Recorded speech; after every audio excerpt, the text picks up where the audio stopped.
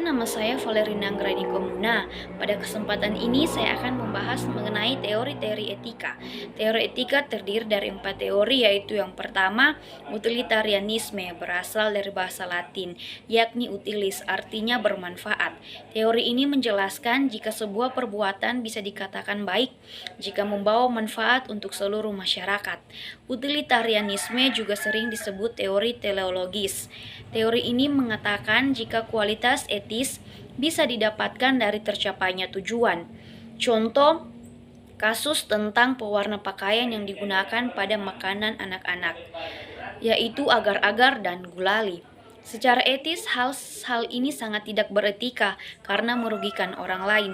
Namun dalam konsep utilitarianisme, hal ini akan menghasilkan keuntungan pada penjual karena dia mampu menggantikan pewarna yang mahal dengan pewarna yang murah.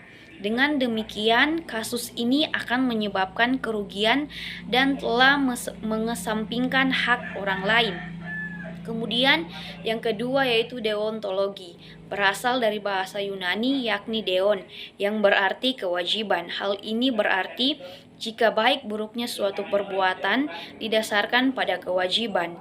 Perbuatan tidak selalu baik hanya karena hasilnya baik, melainkan karena sebuah kewajiban yang harus dilakukan. Contoh misalnya pada PT PLN yang memonopoli kelistrikan nasional. Kebutuhan listrik masyarakat sangat bergantung pada PT PLN, tetapi mereka sendiri tidak mampu secara merata dan adil untuk memenuhi kebutuhan listrik masyarakat. Hal ini ditunjukkan dengan banyaknya daerah-daerah yang kebutuhan listriknya belum terpenuhi dan sering terjadi pemadaman listrik secara sepihak. Tindakan ini belum baik karena PT PLN belum mampu memenuhi kebutuhan masyarakat. Kemudian yang ketiga, hak. Jenis teori ini mengakari pada deontologi. Hak menyangkut martabat manusia, sehingga manusia manapun tidak boleh dikorbankan untuk mencapai tujuan. Teori ini merupakan teori yang sangat penting untuk dijalankan.